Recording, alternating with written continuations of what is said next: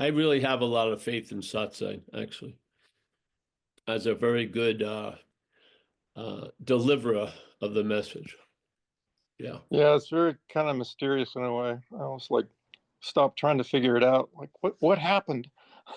Well, yeah, I would think that the Zoom would have prevented it, but it doesn't. So, yeah, Prevent what? prevent it, but it would make it. But see, this thing goes through lead. You remember the old show movies. It can go through anything but lead, but this goes through lead also. The lead of the head. That should be the new book we do. I like that. Piercing the lead of the head. And then realizing it was all pointless. An infinite radiation that penetrates beyond time. So here's some folks. All right, we're going to have some people coming in because unlike the Zoom, there's a lot of tardiness practiced in the living Zen Bitch Slap community. They usually show up a little later. Mm-hmm. So, anyone have any questions today? Or well, the funny thing about satsang for me is that yeah. Excuse me, I didn't hear that. It seems to go through the ears into your head. It goes some other process entirely. It's like osmosis or something. Satsang. Mike, your audio isn't working well.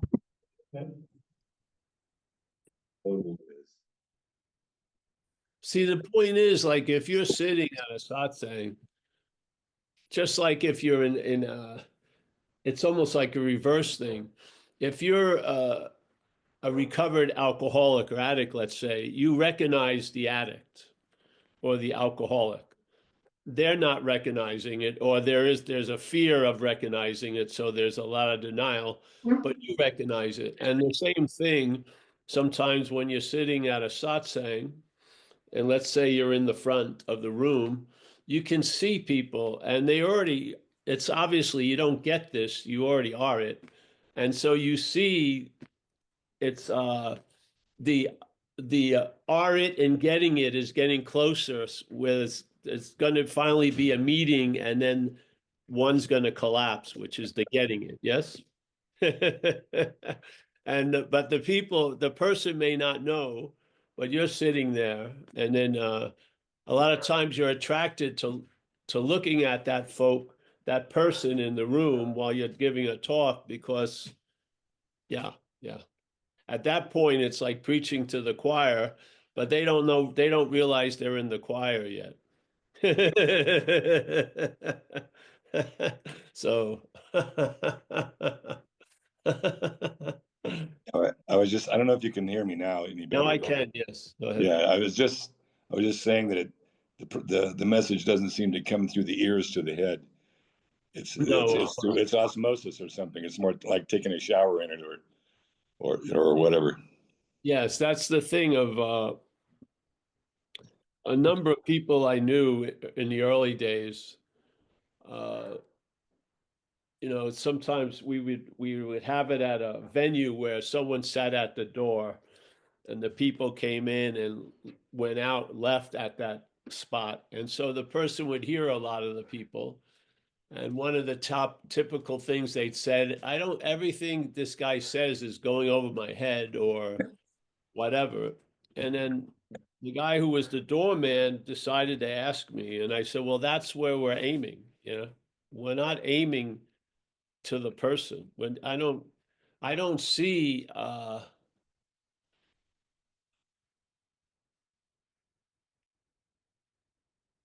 target isn't the person. It isn't the appearance at the talk. You're trying to override it. You're trying to overwhelm it. See, this is where I saw a little bit of a mistake in some talks, where people will take a minute, 5 minutes, and okay, let's invoke the silence, and then the head is just regrouped. Yeah. And so in this case, it's sort of like hot yoga. You keep the hot yoga the whole yoga session. Yeah, you don't put the heat down, you cook it. Yeah, so you just keep on. So when something is heard and it sounded interesting, you've said another thing. So they can't start ogling that idea and claiming it and then cherishing it and making it something, because something else just came. Yes, yeah, yeah. So, you know, it's like you're juggling three balls, and you seem to be juggling three balls pretty well to the point you don't even know you're juggling three balls. Then there's a fourth ball introduced, and that fucks up the work, so to speak. So when you want to observe that one ball and then, oh, this is my ball, I got this ball, another one's coming very fast, and then you realize the inadequacy of getting things. Yes, like these hands, maybe the greatest ball juggler probably could do maybe 7, maybe at a time. Let's just say maybe that's impossible. Let's just say 7. 7 is a very defined number. Yes. So your head, if you pictured it as a pair of hands, it doesn't have that large of a grip. Yeah. It can only grip something huge can be introduced to it. It can only grip as much as the hand defines. Yes, you see it. This is why, like Clark and these people who had a lot of value in reason recognized this. It's severely limited. Yeah.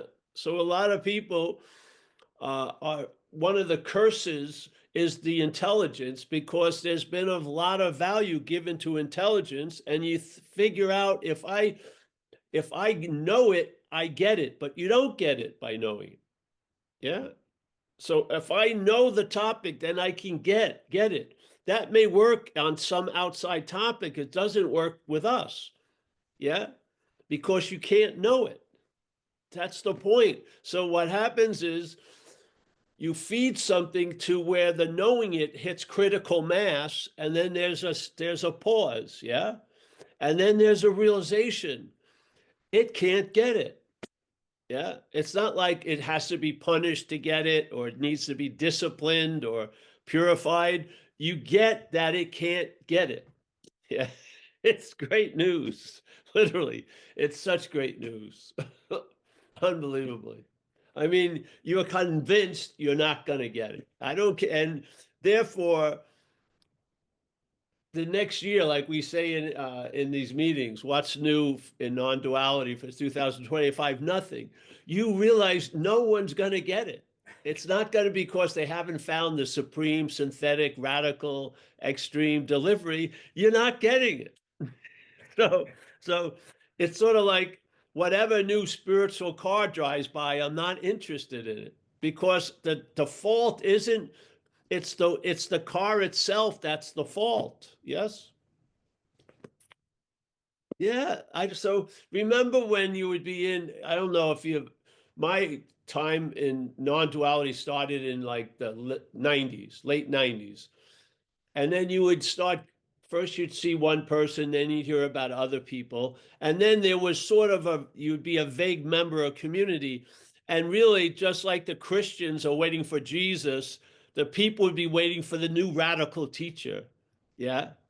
They got tired of people saying nothing's going to happen and shit like that. They wanted someone new that would tell them nothing's going to happen. So it would be funny. They'd be, oh, did you hear about ba ba beep ba ba ba ba ba ba? And then it would have life for a while, and of course it fails because that's its success. Yeah. Why do saviors fail? There's no one to be saved. Yeah, do you see? That's the whole point. It's not the savior's fault. Yeah, it has a seed assignment, and you would think if he was identified as a savior, it would be how many people you save, but really, it's how extremely beautifully is you're disappointing of them. Yeah, because then they get turned away from look. That's like shooting the Buddha when you see him on the street.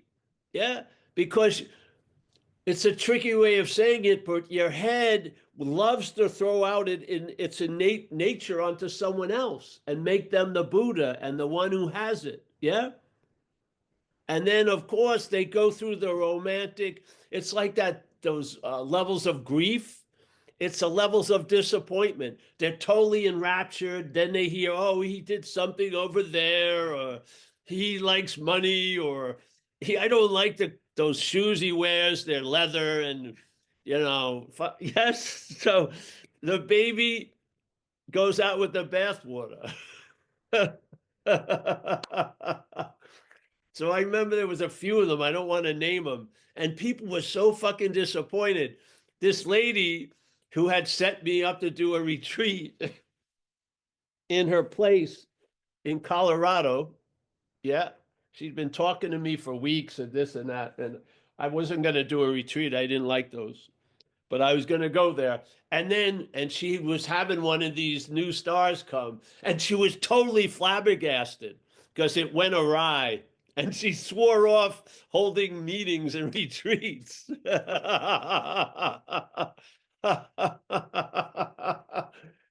Oh, he was nothing like I had heard. Yes, exactly. Yeah. So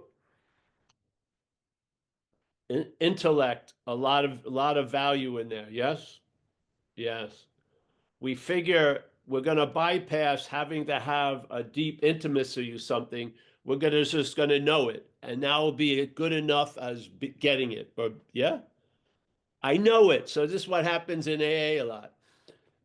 When I work with people in AA, they're having a fucked up time, and I go, but they go, I know, and I said, well, you don't know, because if you did know, this wouldn't be fucking happening. So the knowledge of it isn't changing it. The knowledge of it, it's like, I know I'm in a hole, but you're still in the hole. Yeah. You would like to have knowledge as a stepping stone to relief, not just knowledge for the sake of knowledge. Yeah. And then when you get the relief from that which you sought knowledge about, the importance of knowledge gets very diminished. Yeah. You realize in this view, which is an understanding, and the vision is what really illuminates the view. Yeah. The view can open you up to a possibility of that vision, but then that vision illuminates the view. Without the vision, without the light going into the understanding, it's like a dead understanding, I feel. Yeah. And so this is what happens here. We have a living understanding filled with light on some level, and we're sharing it all. Yeah. And therefore, some people may be getting it through the ass or something like this, or they get a whack, or they hear it on a YouTube and they get a whack. Because you don't have to become a bell. You already are a bell. Yeah. And you don't even have to clang the bell. The clanging is infinitely going on. All you have to do is not be the hearer of it, but hearing it, being the hearing of it. Yes. Being the hearing of it is how you follow this tune. Being the hearer of it is following another tune. That's following a mental tune. For you to really follow this, it's the hearing of the message. It's not the hearer of the message. Yeah. Yeah.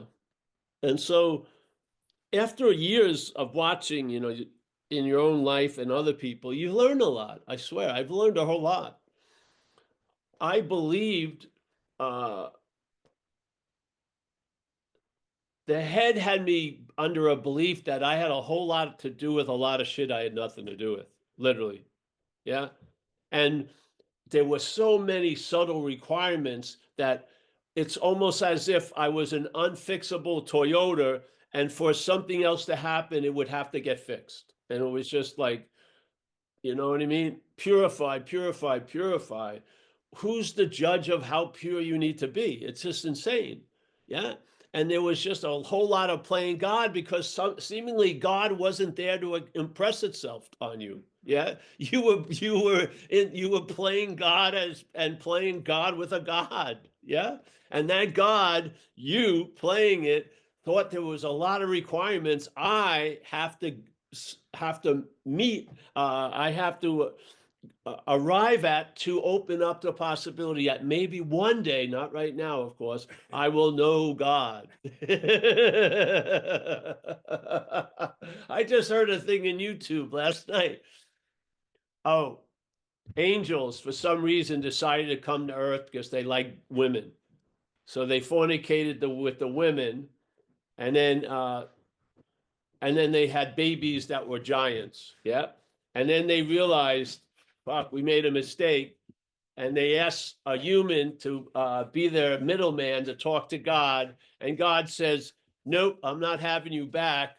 You got to be punished. It sounded like my father when I was growing up. I mean, this isn't a God. This is a God of our own understanding. Could you imagine that you have never done anything wrong, even though wrong has been done through you? That you thought you walked over everyone, but in that beautiful white snow, there's no footprints. None. Yeah. Like there's a guy that comes here, we used to call him on having never left. And then he left for a while and he came back. And he would always impress that there's an innocence, like the closest thing is a young child, but that innocent isn't the child. There's an innocent in all of us, yes? And that innocence never gets dirtied or sullied. We just believe it does. Yeah. So there's a belief in a lot of stuff that isn't true, and we act out that belief on a very small period of time on a very temporary stage. Yeah. Yeah. And the overriding, yeah, that's all right. Yeah. There's one person I don't want to see in satsang, and it has 4 legs, and they was just let back in.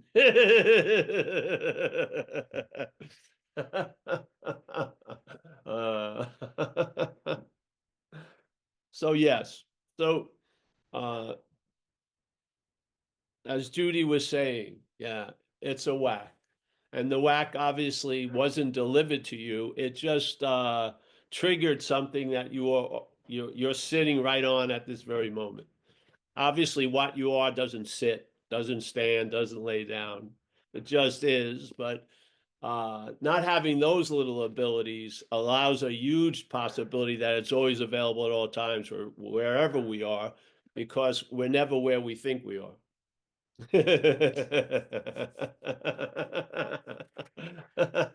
How would you, if you never left, how would you know you left?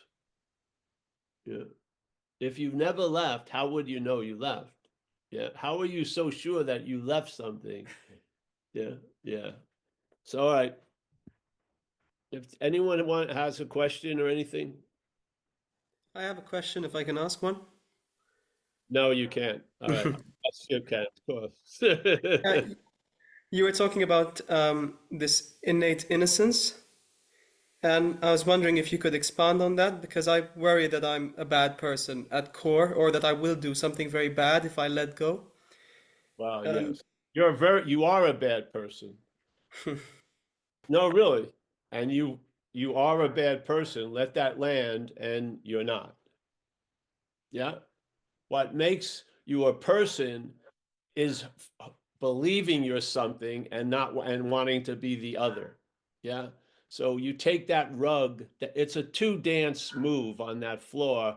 You pull that floor out and you let all the feelings of being bad and this and that and see it as not you. Yeah. Yeah. So yes, the idea that you would be bad, and then if you don't keep controlling it, it's going to get bad. The only value I've ever seen in that is in the beginning of recovery from addictions. Yeah. So a lot of times there's a fear of using, and that fear at that moment has value, because you should be fucking afraid of using at that moment, the first few weeks. Yes. But other than that, I don't see any. What I see the value of is, you said that your head believes it's bad and it will get worse if it isn't controlled. Yes? Was that it? Yeah, that if I fully relax and if I don't remain in some kind of spellbound by some kind of illusion of control, that that then it's like the one thing that prevents me from letting go into the space that I think you're describing. Well, see, the thing is, there's another way. See, if you think you're that one who's seeing that you got to be watched and everything like that, then the only seeming option is to let go. No, we're talking about you're not that, which says it's holding on and it's going to be the one, if convinced, will let go. You're not that. Yeah, this is what takes the air out of the tires. Seriously, this is how it worked with me. So this is great, because as you're sharing as if something, what you call I, is an object, yeah? And that object has a tendency to do bad things and stuff like that. And then the policeman of the head is worried about the consequences, yes? And Yes. so it really doesn't want to exert discipline, but it has to exert discipline. And so it doesn't really want to play the role of manager and controller, but it has to, because if it doesn't, everything's going to go chaotic and out of control. Yeah. So one aspect of self is objectified, which is you. You just were talking from the subjective aspect of it about the object. Yes. You were talking from the subjective side that the object's going to be bad unless I keep an eye on him. Right? Right. Yes. So it can't contain itself. So I'm going to play the role. This is all happening. Yeah. It sounds like there's two things. There's really no thing, but there's two things. So you have to say the one that's being talked about is an object. Yes. It's you as an object. Yeah. Yeah. The object is the vehicle of doing. So if you're afraid of doing something, you're afraid the object is going to do something. Yeah. Yes. And Yes. what's reacting to that? So there's the objectified sense of you, and then the subjectified sense of you is reacting to that. That is duality. Yeah. That's Yeah. the essence of duality, called dualism. You're objectified, man. If I gotta hold on this leash, if I fucking let go of this leash, it's gonna go fucking crazy, because it has in the past. So I have a righteous, and on and on and on. And therefore I've got to play the policeman role, even though I don't want to, but I have to, and it really loves it, playing the policeman role. Yeah. And that's the subject. Yeah. Because the object isn't talking about the subject of you. The subject's talking about the object of you. Yes? Yes? Yeah. Yeah, this is non-duality. There you go. Not two. Recognize it. It's beautiful that the object, its obsession with the object, has brought it up to see the subject. Yeah? Because neither of them are you. This is not 40. It's not 2. It's not 183. It's not 2. What do you mean? Is there just one number and then there's 2 numbers? No, there's a movement called duality. And the basic movement of duality where we are is subject-object. So you just described the object being gone over by the subject. You're neither of those. You are the observing of it, yeah? You're observing the object, and you're observing the mental subject talking about the object, and you're not touched by either of them. That which is seeing all this does not hold on, does not let go. It's a complete spacious infinity. Yeah. There's no little perch it's on and it's scared it's going to get knocked off by anything. It's not afraid that it's leaving somewhere, because it never goes anywhere, and it's not worried about arriving because it never goes anywhere. It's a total different it's a condition that condition that seeks to know every other conditions cannot understand. Yeah. It's the unconditional sense of what we are. Yeah. And in that you are seeing, everyone is the subject objectness. This is why the whole point of non-duality is to not to it. All the two-ness that you're going to see, you're not going to fight it. It's not a battle between tug of war, letting go, tug of war, holding on. There's a loss of interest in both sides. Yes? Loss of interest in both sides. No, the easiest way to correct the objective aberrations is habits. What are they? They are actions without thoughts. So you cut out the narration, you cut out the policeman in the role, and now the object just has, I stay sober. I don't think about being sober. Yeah. I go to meetings. All I think is which one. I don't decide I got to go to a meeting. I go, which one? I'm in the habit of being sober. And that was completely rooted in the objectiveness of the action figure. The action figure was fucked. It needed a way of life. It didn't need a therapist inside. It had enough of that already. It had enough policemen fucking talking about it as the fucking thief. Yeah. It got relief from both through habit. Yeah. Yeah. So I have certain principles that I just in the habit of it. I don't think about it. I don't think about much anymore. Yeah. But this whole, you just gave us a perfect example of this is where there is not a planet called duality. We're not a planet where you look at one, you see another. It's a way of seeing. Yeah. So what's causing or what's allowing or initiating that way of seeing, we're wearing a pair of glasses. And when we look at everything, we see everything as this or maybe that, or yes, no. Or in this case, that which was the subject for a lot of part of your life now has turned into an object. And now you have another subject, which is a phony fucking subject. It's fucking mental. It's mental, and it's going over all the shit that happened as the object, taking a subjective role and hitting you with, you should have been better, you should have done this, you should do that, da da da da da da da da. Yes, you're in your own private fucking Idaho. Yeah, you're that which is talked about, and you're the talking about it. This is not two. It doesn't say not one, the objective self, and now you've recognized the true you is the subjective self. No, it says not two, not the objective self that did all those bad things, and not the subjectiveness that's harping all over it now. You're neither of those. So many people in addiction go to spirituality. Why? It went one way, you thought you were bad, then you want to be good. It's just the way it rolls. Yeah. The head rocks its own boat. It's not going anywhere. It isn't on any seas. It's just rocking. Yes.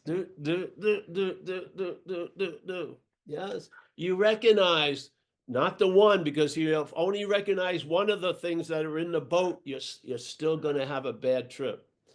I've seen people super clear about the objectified self. Super clear. They've gone to therapy, years of therapy, to convince the objectified self to get to the bottom of the trauma that caused all this shit. Yes. But the subjectified self is just sitting on a branch. It's like when I was in Australia, they have the biggest kingfishers in the world called kookaburras there. And we built a pond in our backyard, and a kookaburra, who they eat fish, just took residence in this branch. And as we were filling the pond with fish, we were like catering its fucking meal. It would just fly down, eat most, go back up. We'd put more fish, fly down, go back up. I don't know where I was then, but I remember that. We'd count the fish. Hey, they're being decimated quickly. Look up, and there it was.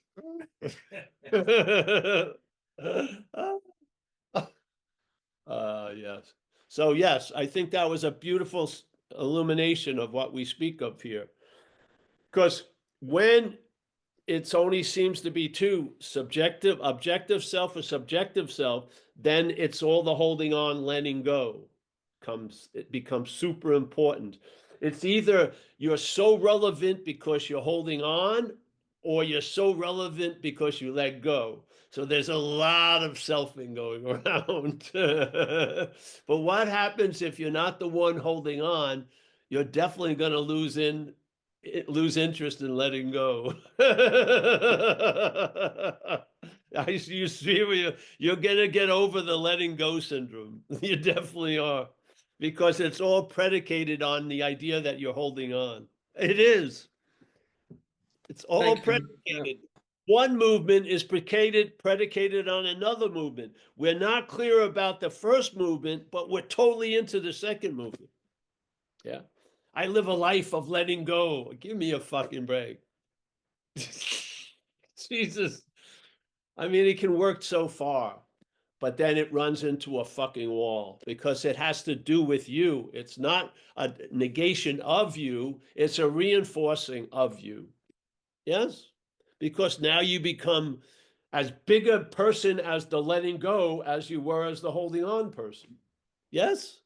The Yeah. song hasn't changed. It's just letting go. I'm a big letting go, and I was a big holding on. But the claiming is the same. Yes? Yes? Is the Yeah, hand the same like this or like that? So this would be letting go. This would be holding on. It's the hand. It's the identification as the hand is really the bondage, not the letting go or the holding on. This is duality. But the hand, the idea it's you letting go and holding on, that hand is what's strangling you. That hand. Yes? Everyone let go, hold on. Why? Just look. Yeah? You have lots of relationships with men or women, significant ones where a lot of interest is there, and then there's a lot of programming arises, and maybe you look back on them and none of them seem to have really worked out, but you have to come to a conclusion. You are the one constant in all of those relationships. Yeah, you didn't run into the exact same woman 20 times. It was the exact same man ran into 20 different women. That's really how it was. Yeah. So how much, you know what I mean? How much interest can you have on this when you realize it's not, the hand's not having the problem is the hand. Yes? Haven't you you've reached there, I'm sure. You must have reached there. Because if you put any effort in stuff, it leads you to this possibility. Because all the like it's like doing an investigation. All the suspects have good fucking alibis. You're the only one.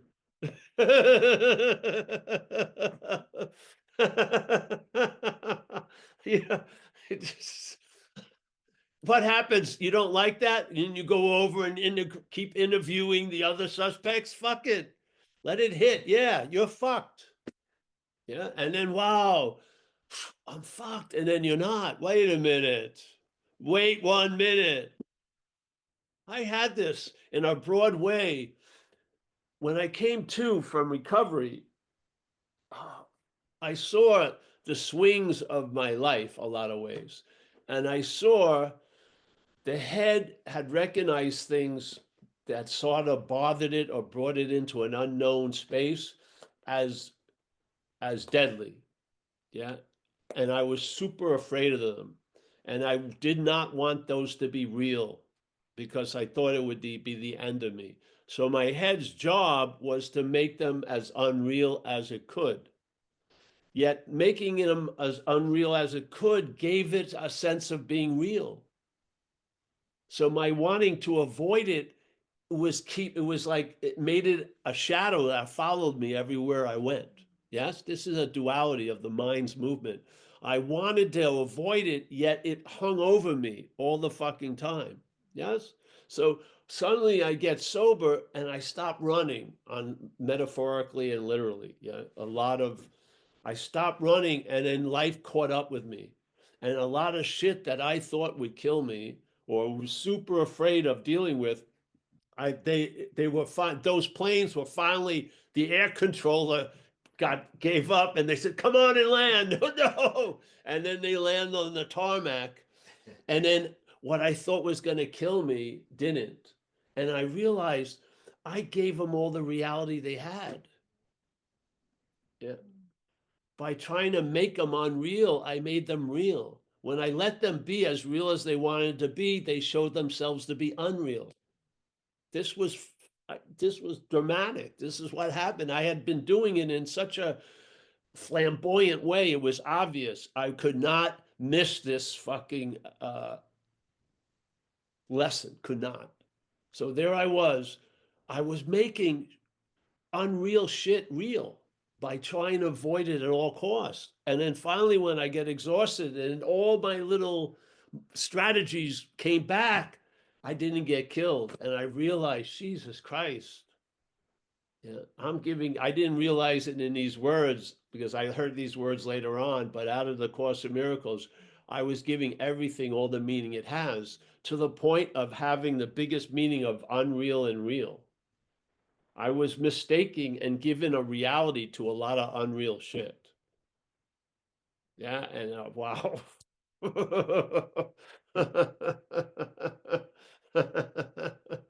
So we had a beautiful example there. We're talking about the objective Paul has a habit of fucking things up, and now the new subject, Paul, wants to not have that happen anymore, basically for its own interests, but and therefore that new subject Paul is playing God about the old Paul, and says if the old Paul has to stop doing this and it can't, so it has to be all this shit goes on. And a lot of people now, you realize, oh, I'm talking about the old Paul from the authentic Paul. That authentic Paul isn't authentic. It was living unbeknownst to you as the object. When some of the behaviors got shown into the light, it moved mostly into the subject and now started to play God on the object that it was running around as. This is non-duality. You're neither this nor that. Yeah. That which says that was holding on and now says that has to let go. You're neither that which was holding on and not that which says it has to let go. If you believe you are, you're going to live by its rules. And you're going to have a lot of fucking requirements in this life. And those requirements are going to shift like unsound sand. They're going to move around, and it's going to find you're going to be under the auspices of a very whimsical motherfucking type of God plane. Yes, you're going to have full of requirements, and you're always going to fail the tests. All just the way it works. So see one without the other, it's going to be another level of hell, actually, to me. See both, that's not two. That's it. Yeah. And then you get a relief, not the way it says you're going to get relief, because that's not a way of relief. That's another move of a slinky that just makes the other slinky aspect move. Yes. This is relief that passeth understanding. Yeah, you get relief from you finally, not as you or with you or for you, but from you. And you cannot imagine what it's to be, what it is for that idea of you to have less interest than it has. Because the amount of interest it has, if you got a bill for self, you would have huge fucking electric bills. I mean, fucking, because everything is like a marquee, fucking sign, neons, the star. When you get relief from it, you could not have imagined it as it. You could not imagine it as it. You cannot imagine it as it.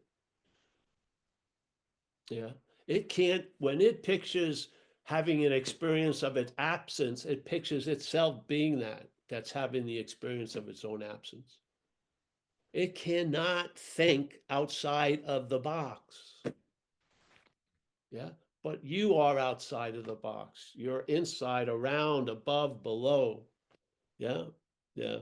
So thank you so much for that example. Thank you.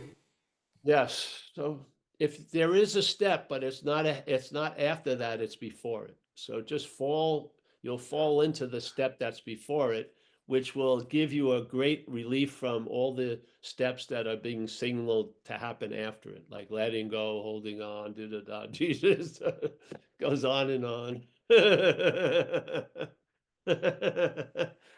Just like this, incarnation. Yeah, lots of people. There are whole things about incarnating or reincarnation. Yeah, but they're all based on the assumption that we incarnated. Do you actually truly know that you've incarnated? And how long could you know that? For 70 years, and then you're going to be unincarnated? And do you actually, to make that inevitability feel a little better, you believe in reincarnation?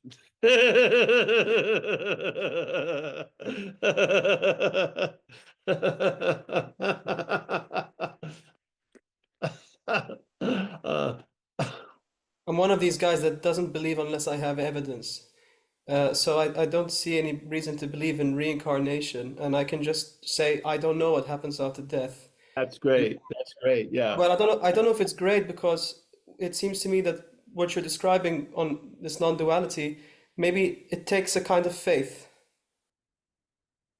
Well, yes, of course, but there's no, you don't acquire faith. It's just it gets spent differently. Your faith is going into the head quite a lot. Not your faith, but the faith that we represent, a large inordinate amount has been shoveled into the mental activity, which doesn't deserve much faith, literally. So this is just seeing the uselessness of having faith in a failed system, and then the faith migrates. Yeah, and you'll find that it will enrich your moment to moment day instead of enslave yourself into yesterday and tomorrow every moment. Yeah, it just will. It's faith. Faith is, and when someone says they don't have faith, that's faith. Faith is the force that's here. Yes, but it manifests by the vehicle it's put in. You know, the head is a vehicle. How's it worked? Yeah. Yes. So, yes. So I believe faith, yes, definitely. But I don't believe you come to the faith. I think the faith is readily available. It's just been misspent in a way. It's just directed to support a system at the expense of other possibilities. Yeah. So it's great that it hit in fate. It hit in a failed system, because then the failed system itself is going to show you the faith. I realized that when I came into recovery, the condition I felt I was in was a terminal, unique condition, almost like a cocoon that I could see through. I couldn't see the cocoon, but I could see through the cocoon. And then when I got sober, I started realizing I was like packaged in like the skin of a sausage or something, you know. It was, and I had a lot of faith that the thoughts were mine. Yeah, I had a lot of faith that the feelings were being translated truthfully, not being misinterpreted, and I had a lot of faith in doing the same thing fucking over and over again, expecting another result. Huge demonstrations of faith. And the greatest value were all those idols that were built was they failed. Hallelujah. And now I feel the faith is directed by a better faith manager, so to speak. Yes? Yeah, yeah. So like I go through YouTube, I'm watching YouTube, and then they have 3 hours of instant karma for people who go crazy on the highway, which I didn't watch, but they had like 3 hours of road rage where someone road rage, their car gets run over or something. Yes.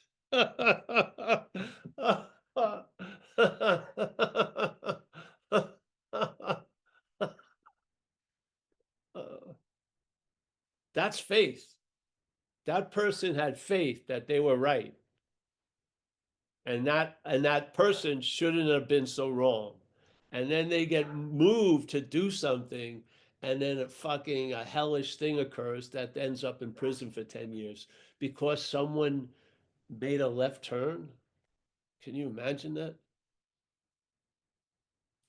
To take that so seriously, there must be a lot of faith going on. Yeah. Yeah. So we have a statement in recovery. Why are you in so much fear today? Why? Simple. If you are, or you feel like it, or there's topics of fear and anxiety, why? Why are you in so much fear today? And then, of course, you would think it's the topic of anxiety of this. And he says, no, isn't it because self-reliance has failed you?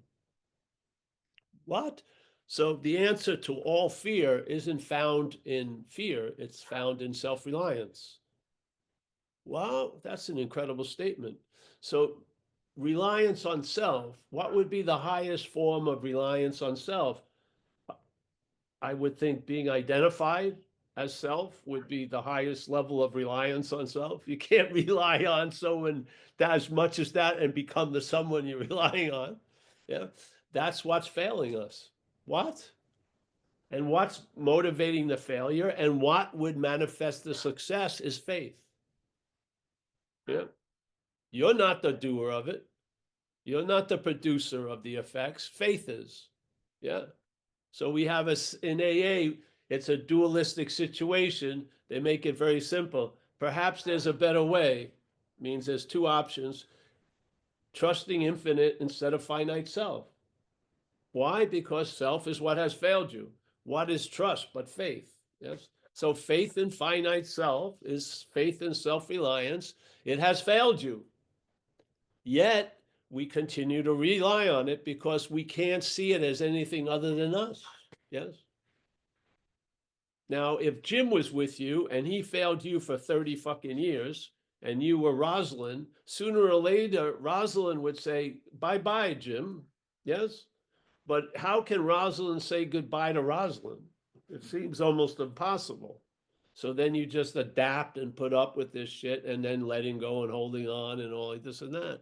But that idea of you is just that, an idea of you. It is not you. It is not capturing you.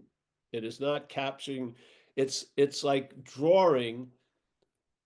You already have a picture and then you draw one that looks like it. Yeah. The head has an image of you, and then there's a narration that tries to draw a picture as that image of you. You're not that. This is the message of non-duality, being ourselves reality, not as Rosalind or Paul. We are never, or have we ever been ourselves reality as Rosalind and Paul. That is not being ourselves reality. There is not an authentic Rosalind as a Rosalind. There's no authentic Rosalinds as a Rosalind. There's none. The authenticity of that is you're a non-existent thing. That's the authentic Rosalind is a non-existent thing. What? Yeah. So being ourselves reality doesn't mean, oh, one day as Rosalind, I'm going to be myself. No, it's not. That's the dance we're dancing now. We're trying to be real as Rosalind and Paul and Tommy and Chris and Amelia in this dreaming. We can't do it in reality, so we'll make the dreaming real and we'll be the real Rosalind or the real Paul in the dream. Isn't this the case? And many of the head doesn't want to give up the character in the dream. It doesn't want to know reality. It wants to live this reality, and that's fine and dandy. But I believe everyone has the right to hear any kind of news that's available, and here's some news. You may not be that. Yeah, because if the head is hell-bent in being real, it has to see the unreal as real. The only way it's going to get affirmation of its insane idea that I'm real as a long-lasting independent entity is to see everything else around me as real. Yes?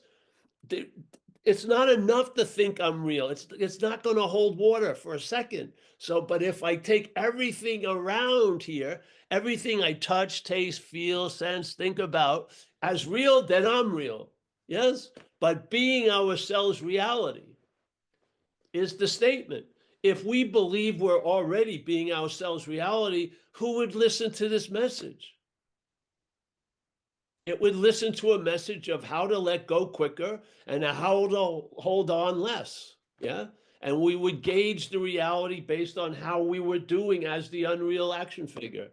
But the message is being ourselves reality very clearly. Not Rosalind, not Paul, not John, not Chris, as you see these things. Yeah, that is not the reality. That is the unreal. That's the reality. You are the reality of the unreal, literally. So This reality is unreal. It may be taken to be real, but it's unreal. Why? Because being ourselves reality. Yeah. This thing going on in the stage of time and space doesn't interrupt or ever change the fact that being ourselves reality. Yes. The greatest mystery is reality wanting to attain reality. Yes. So unreal takes itself to be real, and then it has an idea what the real reality would look like, which it's always included in. That's why people talk about heaven like an 18-hole golf course, because they believe they're going to be in a body and hit 5 under par every game or whatever. I mean, this is fucking insane. So being ourselves reality doesn't mean, oh, I've worked with this, well, whatever. I have a lot of opinions about it. But let's say I worked with the same therapist for 20 years and the goal was to become the authentic Paul, yeah, as the unreal. If you invested all this time and trouble, don't you believe you would say and truly feel like it was true that you're the authentic Paul? Like it says in recovery, no one wants to admit defeat. That which is unreal doesn't want to admit it's unreal. It wants to continue to be real, and it's very happy to make a lot of shit unreal. Yes, yes. Can you weigh love? Can you change? Can you trade stocks on love? Do you have like an account, like a compassion account that grows if you do good things and then you spend it when you don't? There's no ways of gauging or weighing value here other than the value of a rock called gold or fucking this or that. Yes? Jesus. All this, oh, this is what success is. Yeah, this success is you have what you put on the scale weighs more than what the other person puts on the scale. And you know what? To make it seem really important, I'm going to make it really a drag if you don't have any of what I have. And that will give it more value. The lack of you having it and making, going to rent a car, you have to have a credit card. Remember that? You have the money, but you go there, wait a minute, why can't I rent a car? I have the money. That's the world of transaction. No, you need a credit card. Here in Mill Valley, if you want to have kids, you better have money, in a sense, or you won't be living in Mill Valley. Just put it that way. So yes, it's like it's not all like you get all the good. There's punishment for not doing it. Yeah, there's a lot of punishment dished out by the system by not following it. Yes, they can make it difficult. Yeah, so they don't get enough value out of the goods. They punish people who won't do it. Yeah, it's insane. So this whole thing of how can you measure traveling lighter? You can't. You cannot. You can't. Oh, my traveling lighter hit the zenith yesterday. Yeah. This hitting the zenith is just as unforgettable as finishing the dishes. Just completely. Everything is so forgettable. I mean, it's so forgettable here. You just forget shit constantly.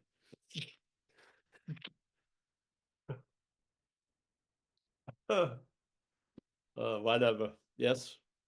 Isn't it a There's kind of duality? I don't want to be just semantically pedantic, but I mean, when you're talking about being the observing and also that there is the dreaming, isn't that a kind of duality there? Yes. The reason I asked the question is because I struggle to apply it then, because I am still, there is still the dream going on, and I do have to, Let me jump in here. take Who care of my has body and trouble? pay my Who has bills and things. trouble applying it? Who has trouble applying it? You just said you have trouble applying it, the duality idea. Who is it that has trouble applying it? Yeah, the character in the dream, I suppose. That's right. So just do that. Use whatever you say. Don't take it forward. Just park it back. Yeah, just see you. Yes. Of course, the only way here is where everything is presented dualistically here because this is the language of this place. But what's being implied is not of that language. Yeah. So you just keep whatever reaction comes to something, that reaction has already been claimed and turned into the part of what we want to look at. Yeah. And when we look at it, we just have a casual understanding. I'm not that. Yeah. It's not rigid. You don't do it like exercise every day. You just come into the habit of recognizing what you're not, which you used to assume as it went by as being you. And you'll find out the difference in how you travel. And you'll realize the root of the difference is right at that little place. Yeah. What is it that you take? You take yourself not to be a lot of stuff, but then you always, if you hear people share, they always take themselves to be something. And that's where you want to ask and go back and see who is that? Yes? Yeah. And then the whole thing falls apart. We're holding it all up, obviously, knowing it or not. And we're going to be the one, not we as a person, but we're going to be the one that lets it collapse in a sense. Yeah. And when it collapses, you don't need to see every card in the house of cards being a card. You just need to see one maybe. And then you see the house of cards, it's based on cards. Yeah. Yeah. Yeah. So, yeah. All right. Thank you very much. Four hands up, Paul, and Eileen was next. So if you just want to unmute Eileen. Hi, thank you. Paul, I wanted to ask you, so given everything that you're saying, who is it that is making amends to someone, and how would you make an amends? I would just love to hear like an example of how you would make an amends. Oh, this is recovery. So making amends. I can't tell you how I make amends. It's a situation that is an improvised dance. So it's best not to go there with a plan of how to cha-cha-cha in or out. Yes? And so the idea of who makes the amends,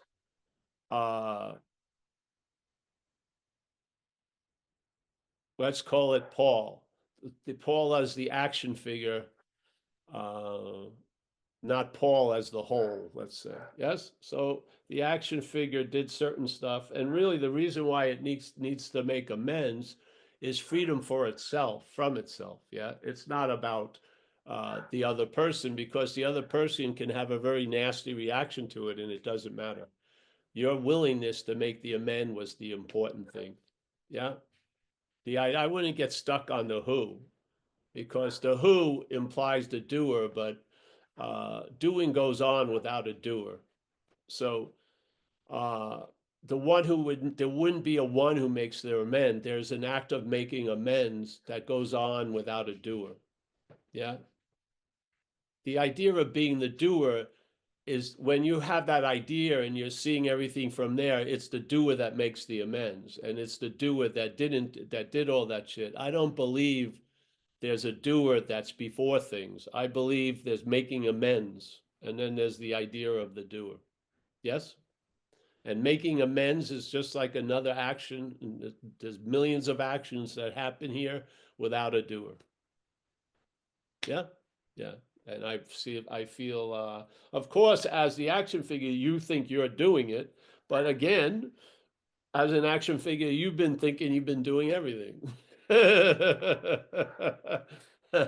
But making amends would only happen if there was a person. Who says that but a person? Yeah. Making amends could be like, grinding cocoa. Yeah. Yeah.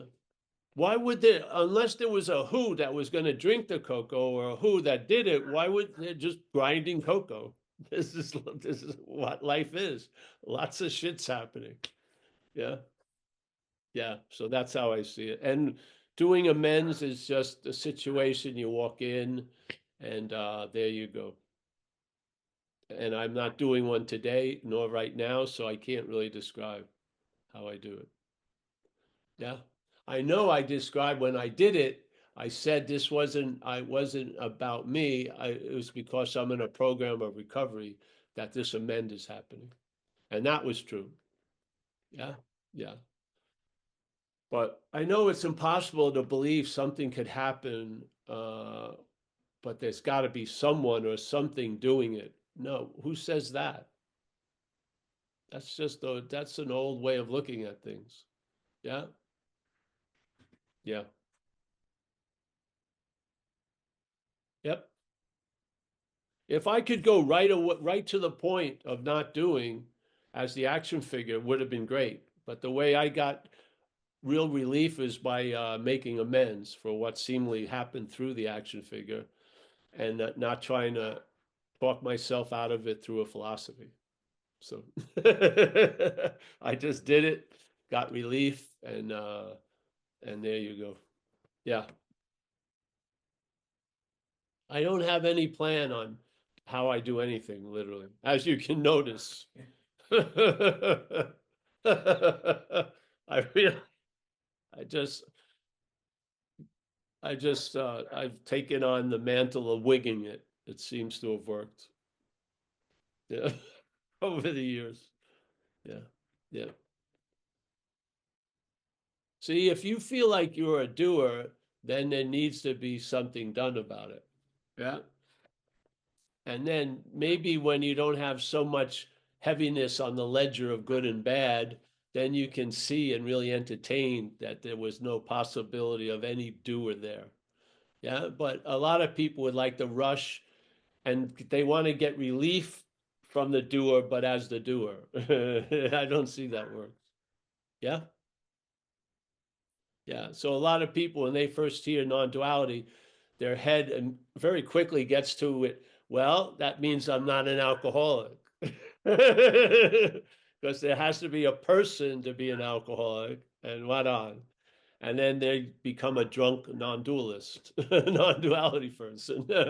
And then you hopefully learn and they go back and render unto the action figure world what's of the action figure world. Yeah, yeah, yeah. You can let the dog in, honey, again. It's all right. We're ending now. Anyone? Oh, we have a couple of questions. Who else? Keith first? Well, Jim Elliott was next. Yeah. All right. Jim. Jim Elliott. You can unmute Jim. Hey, Yeah. Paul. Hey. Yeah, about the spiritual materialism.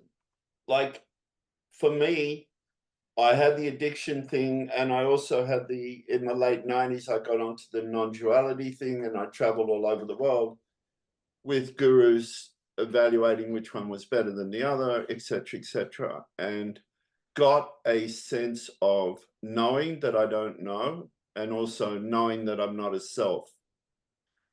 And also I became the non-dual drug addict who overdosed and died, and then miraculously came back.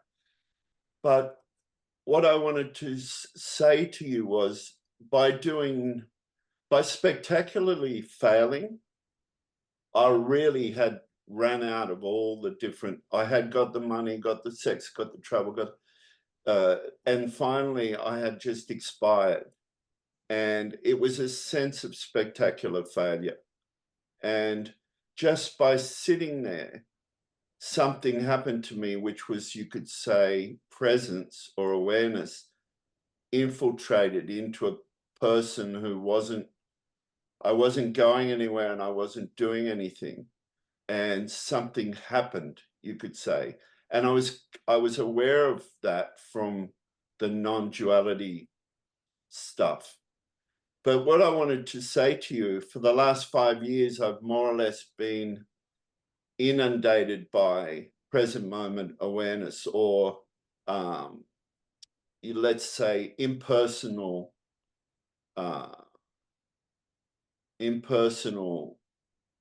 some sort of state. And I came across this notion through Nisargadatta or someone that all of this is appearing in a field. So I'm appearing, my thoughts are appearing, the Zoom's appearing, the story appears. They're not my thoughts. I got the theory, so to speak. And then what I heard Nisargadatta saying was, you are not the field and what appears in it, or even the knower of the field. You are the light behind the field. Something like that. That's my words. Don't quote me. Don't take. Yeah. But so this sense of there's something that just is. And what's been happening lately, and I just wanted to share this with you and see if you've got anything to say on this. But there's this immediacy. So it's like this. It's not, it's like a waterfall where the water's coming up to the edge of the waterfall and then it's falling away. So it's not the coming up like the past, and it's not the future, what's falling, just the point where it's just falling, just at that point. That's what I'm sensing. And this kind of potentiality, like a pulsing isness or something. And I don't really have many people to share about this sort of stuff. So I thought I'd just run it by you. Well, you just did. Yeah. Yeah, thanks, man. Yeah. It's just a share. It's not a question. Yeah, I know. Anytime. Thanks, bro. You're welcome. Keith, I think. Yo, hey, what's going on, Paul? I don't have a question. It's just a share. It goes back to what you and Michael were talking about, and the kind of non-duality slank or non-subject object. I was actually, that didn't really hit me. Like I've been listening and kind of, um, liking all the different stories and things shared over the years on Zen Bench Slap. I always liked the Dracula story, going on the vampire hunt, but it never really hit me, like really hit me until some months back. Um, I was going through some sort of anxiety spiral, and my wife Liz is a lot more level-headed about these things, and she just said, "Hey, don't take this the wrong way, but y- you're just so preoccupied with your state of mind." And something hit me about that. I wasn't sure what it was, but it rang true. And sometime later, I was doing the same anxiety thing, kind of poor me. And at this moment, I saw that. And then in this imperceptible small amount of time, I saw the oscillation. From one moment, I was that poor me anxious object. And then the next moment, I saw in that same um, ball of duality, the subject, I was identified as the subject, like kind of chastising the object for, like, I just saw that and it slammed me. And and I don't know if she even realized like how much of an impact that had on me. But Great. at some point, I really, like, I didn't know that I didn't understand this Dracula story as, oh, it's Dracula Yes. subject. He's starting the vampire hunt. He's gathering us. Yeah, let's hunt down this vampire. Yeah, yeah, yeah, yeah. And I didn't know, like, I didn't see that I was identifying as that subject. The one who's, monitoring the state of anxiety, the state of your mental health, all these things. Yes. But in those moments, and it still kind of oscillates. You get that that back view. No, stop there. Stop there. Yeah, Let yeah, it be yeah. what it is. Yeah. Okay. My recommendation is donate to me and donate to your wife. Yes, yes, yes, for sure. You got it. Yeah, bro. This is the wax. Again, you know, people like know they have to study 8 hours to take a test. It doesn't have any of that requirement. Yeah. A whack can, yeah. Yeah. So just, yeah. Yeah. So it is, bro. And you'll If I travel was Dracula. Ah. as an action figure, you'll do less harm and everything else, and it'll all be the better Hmm. for this place. We're talking about the value in this world, not as a cause or an effect, but as an expression from a causeless. Yeah. Yeah. And it's almost like a worshiping, because here you were, like the walls and the ceiling of a temple of chaos, and now there's beautiful notes being played that you hear reverberating in this lovely space. This is something. It's almost like if you could see appreciation as wine. It's like this wine ages, uh, and it's got like a perfect taste of gratitude and honor and awe during your day. Yeah, and so here is where we can see effects at this event of living, you know, a day at a time, seemingly, and uh, the artwork of those moment to moment is exquisite, literally. No one's going to put them on in a gallery. No one's going to visit a gallery, but if you have been deluged by tons of experiences and you expect more of the same, to have been able to uh, travel through all that deluge of experience a lot lighter than you ever had, with absolutely no work or effort on your part. I mean, fuck, to me, this is the realm of solution appearing in the problem, so to speak. Yeah. So, yeah, I'm a real believer in dog shit awareness, literally. Yes. Yes. It's like,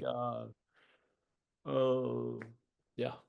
So, and I thought I had no idea it would be loss of interest. I had no ideas. I had a lot of ideas that were contrary to how it worked. Yeah, I did. That's why I was surprised when I thought, because in a sense, always when the head started, it was always interested in itself. I figured it was going to be, that would be part of the, the situation, but I realized that wasn't the case. I realized a lot of that wasn't the case, tell you the truth. And then the other stuff, it's not a seminar on water, it's a drop of water. Yeah. Drop of water, drop of water. And then something that was arid or having a lack of water, it starts changing. Yes? Yes. And so, thank your wife for being the teacher of the day. Oh yeah, Yeah, yeah. for I sure. have Amelia, my girlfriend, and in some ways, she just anchors me here, which is important because I was, uh, yeah. So, and I'm so much more, but she's like more of the earth than I am, so to speak. And she's just, it's been a really incredible package of grace in my life, literally, because there's nothing worse than a frustrated astronaut. Someone who wants to go to Mars but never goes there. So, yes, an earthling has saved me. So, as an action figure. Yeah. So, yeah, thank you. Anyone else? Judy? No hands up right now. I'll take that as there's no one else, nothing else. I got to open the cafe in 5 minutes. They're getting upset here. All right. Well, let me say, Keith, thank you so much. And Jim, always feel it's a pleasure to hear, and never hold back a sharing. Yeah. This is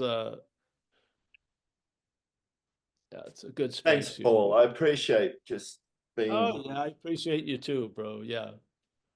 Yeah.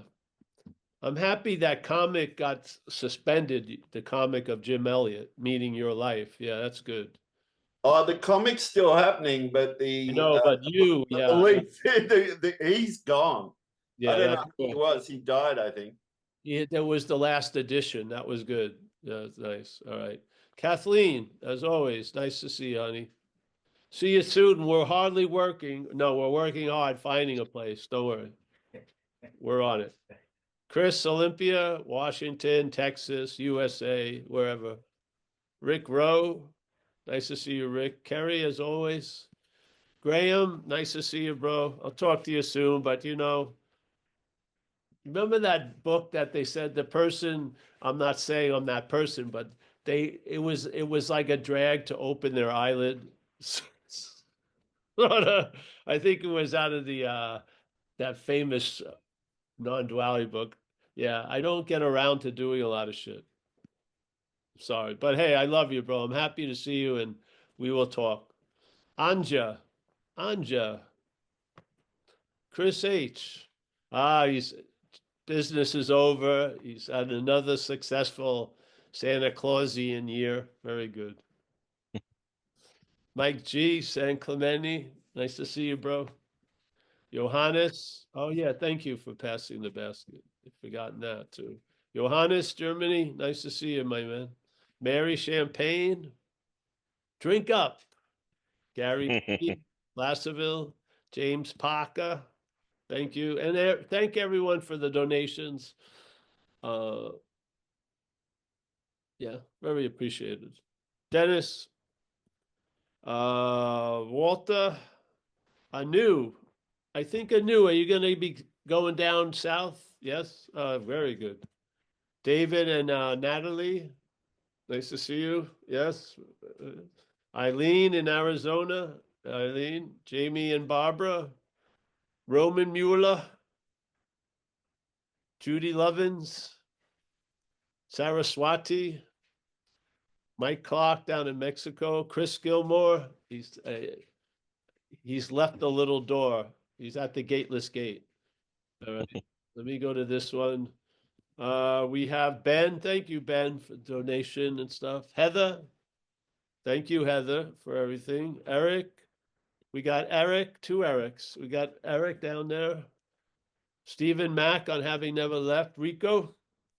Zoe Banks. Zoe. Yeah. Travis.